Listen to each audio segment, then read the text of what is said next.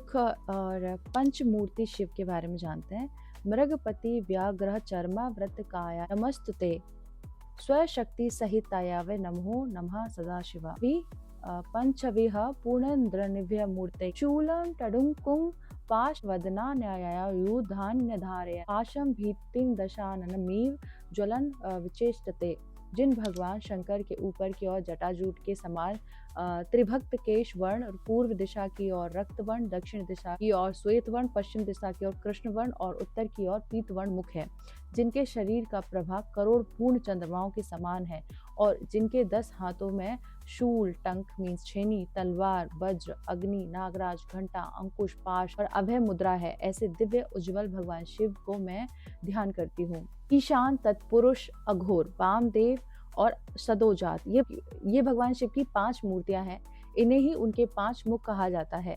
उनकी प्रथम मूर्ति ईशान, दूसरी तत्पुरुष, तीसरी अघोर, चौथी वामदेव और 5वीं सदोजात है।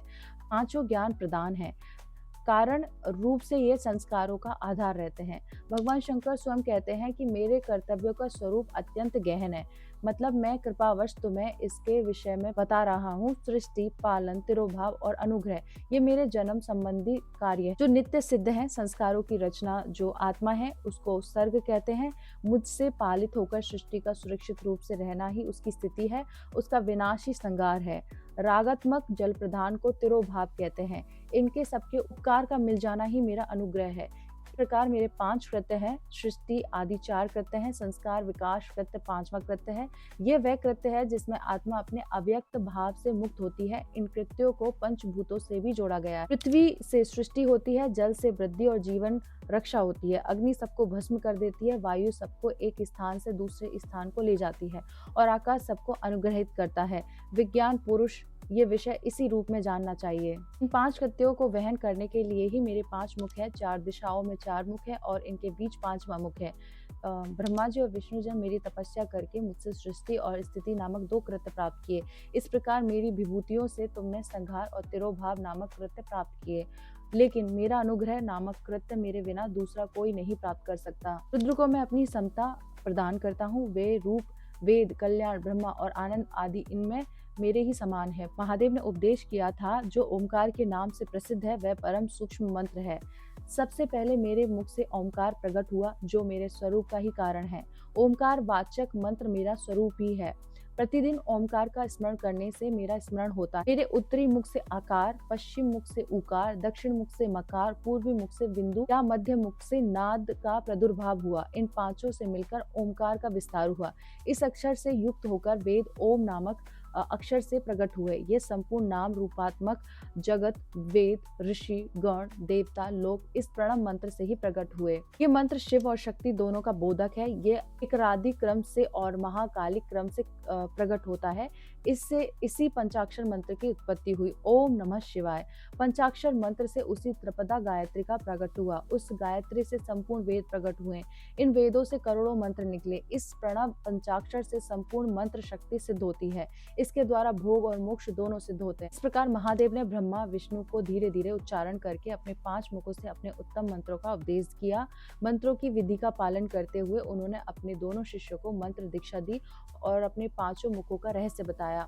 भगवान ब्रह्मा और विष्णु भगवान महेश्वर से कृत्य कृत्य होकर बोले, प्रभु आप प्रणव के वाच्य हैं, आपको नमस्कार है। सृष्टि, पालन, संहार, तिरोभाव और अनुग्रह करने वाले आपको मेरा नमस्कार है। 5 मुख वाले आप परमेश्वर को नमस्कार है। 5 ब्रह्म स्वरूप वाले और 5 कृत्यों वाले आपको नमस्कार है। आप सबकी आत्मा और ब्रह्मा है। आप सूक्ष्म और स्थूल हैं, आपको नमस्कार। इस प्रकार गुरु महेश्वर को स्तुति करके ब्रह्मा जी और विष्णु जी ने उन्हें प्रणाम किया।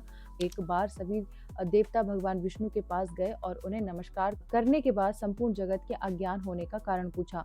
देवताओं के प्रश्न करने पर भगवान विष्णु ने कहा, देवताओं हम तुम्हारे इस प्रश्न का यथोचित उत्तर नहीं दे सकते। हम सभी लोगों को एक मिलकर भगवान शंकर के पास चलना चाहिए। वे महान ज्ञानी है, संपूर्ण सृष्टि में होने वाली किसी भी क्रिया से अपरिचित नहीं है। इस चराचर जगत की व्याकुलता का कारण वे ही जानते होंगे।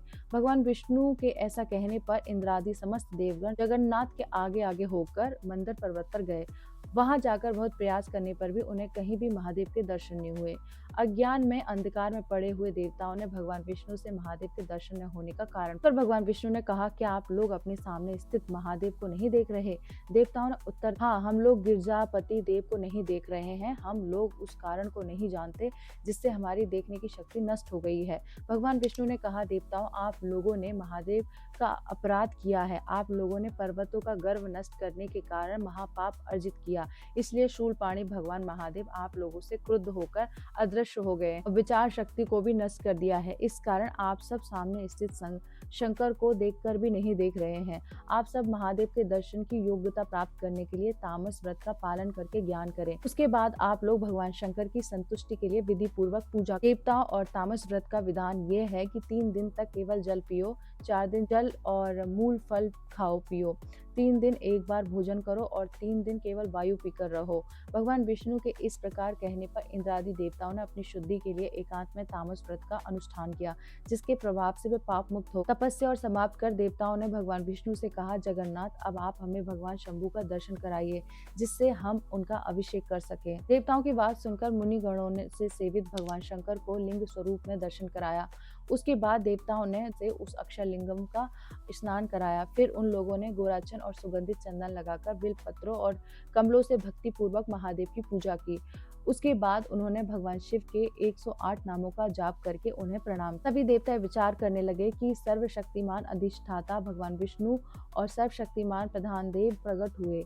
भगवान शिव में एकता किस प्रकार हुई? देवताओं के इस विचार को जानकर भगवान ने उन्हें अपने हरिहरात्मक रूप का दर्शन कराया। देवताओं ने एक ही शरीर में कमल से स्फुट कुंडल पहने, फिर सिर पर लंबे बाल कुंडल बांधे, गले में सर्पों की माला धारण किए, हाथों में पिनाक, शूल, आज्ञा मुद्रा और खड़ग धारण किए हुए व्याघ्र चर्म धारण करने वाले त्रिनेत्रधारी भगवान महादेव के साथ कुंडलधारी, गदाधारी, शंख चक्रधारी, हार और पीताम्बर पहने, हाथों में चक्र, असी, सांग, धनुष और शंख लिए हुए भगवान विष्णु को देखा। इस प्रकार ब्रह्मा और सभी देवताओं ने हरि और हर को एक रूप समझकर उनकी स्तुति। तत्पश्चात देवों के स्वामी भगवान विष्णु देवताओं के समान हृदय वाला समझकर उनको साथ लेकर शीघ्र अपने आश्रम कुरुक्षेत्र गए। वहां उन दोनों ने जल के भीतर स्थाणु रूप महादेव को देखा। सभी लोगों ने स्थाणवे नमः कहकर भगवान शिव को नमस्कार। उसके बाद इंद्र ने कहा, अतिथि प्रिय जगन्नाथ, जगत अज्ञान से आच्छादित हो उठा है, आप बाहर निकल कर आइए और हमें वर दीजिए। देवताओं की प्रार्थना सुनकर भगवान शिव बाहर आए। देवताओं ने उनसे कहा, महादेव, आप इस महावन को शीघ्र छोड़ दीजिए। आपके 13 व्यास होकर तीनों लोग शुद्ध हो गए। देवताओं की प्रार्थना पर भगवान शंकर ने अपने महावन को त्याग दिया। देवता हर्षित हो गए, फिर भी समुद्र और लोकों के साथ पृथ्वी का कंपन बंद नहीं हुआ। तब देवताओं ने सोचा कि मेरे तपस्या रत हो जाने के बाद ही पृथ्वी का कंपन रुकेगा। फिर त्रिशूलधारी भगवान शिव कुरुक्षेत्र की ओर अग्रसर होने लगे। उन्होंने अगोवती के किनारे तपस्यारत शुक्राचार्य को देखा। देवादिदेव भगवान शिव ने उनसे कहा, विप्र, आप जगत को शुद्ध करने वाला तप क्यों कर रहे हैं? मुझे शीघ्र बताइए। शुक्राचार्य ने कहा, देवादिदेव, आपकी प्रसन्नता पाने के उद्देश्य से ही मैं ये तप कर रहा हूँ। निश्चय ही मैं आपकी कृपा से महामोक्ष संजीवनी विद्या को जानना चाहता हूँ। महादेव ने कहा, तपोबल में आपकी तपस्या से अति प्रसन्न हूँ, आप संजीवनी विद्या का ज्ञान जानिए। इस प्रकार वर प्रदान करके भगवान शंकर तपस्या में विरत हो गए।